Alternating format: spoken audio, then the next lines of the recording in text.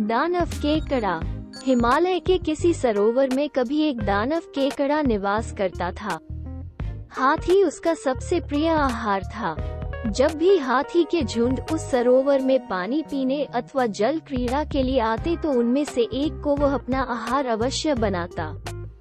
चूंकि हाथी समूह के लिए उस वन में जल का कोई अन्य स्रोत नहीं था, अतः गजराज ने अपनी गर्भिणी हथिनी को दूर किसी प्रदेश में भेज दिया कि कहीं गलती से हथिनी उस दानव केकड़े का ग्रास न बन जाए।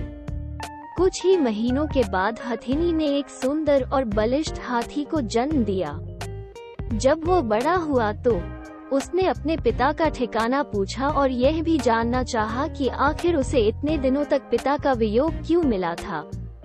जब उसने सारी बातें जान ली तो वह माता की आज्ञा लेकर अपने पिता से मिलने हिमालय के उसी वन में आ पहुंचा। फिर उसने पिता को प्रणाम कर अपना परिचय देते हुए उस दानव केकड़े को मारने की इच्छा व्यक्त की और इस महान कार्य के लिए पिता की आज्ञा और आशीर्वचन मांगे। पिता ने पहले तो उसकी याचना ठुकरा दी, किंतु बार बार अनुरोध से उसने अपने पुत्र को पराक्रम दिखाने का अवसर दे ही दिया।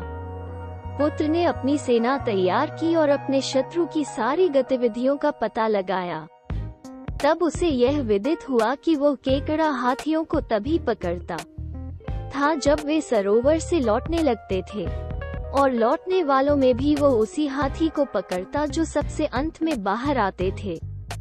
सूचनाओं के अनुकूल उसने अपनी योजना बनाई और अपने साथियों के साथ सरोवर में पानी पीने के लिए प्रवेश किया।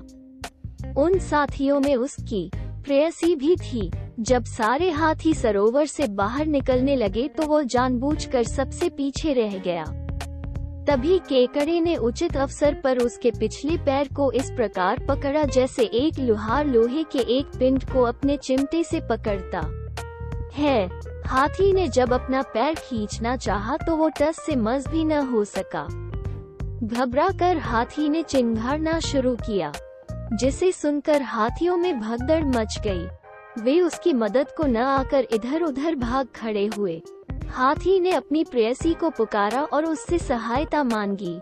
प्रेयसी हाथी को सच्चे दिल से प्यार करती थी। तत्काल अपने प्रेमी को छुड़ाने के लिए उसके पास आई और केकड़े से कहा, तू है एक बहादुर केकड़ा नहीं है तेरे जैसा कोई दूसरा हो, वह गंगा या नर्मदा नहीं है शक्तिशाली तेरे जैसा कोई बंदा। मादा हाथी की प्यार भरी बातों से प्रसन्न हो।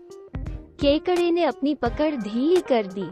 तभी हाथी ने प्रसन्नता भरी चिंगार लगाई, जिसे सुनकर सारे हाथी इकट्ठे होकर उस केकड़े को धकेलते हुए तट पर ले आए और पैरों से कुचल कुचल कर उसकी चटनी बना दी।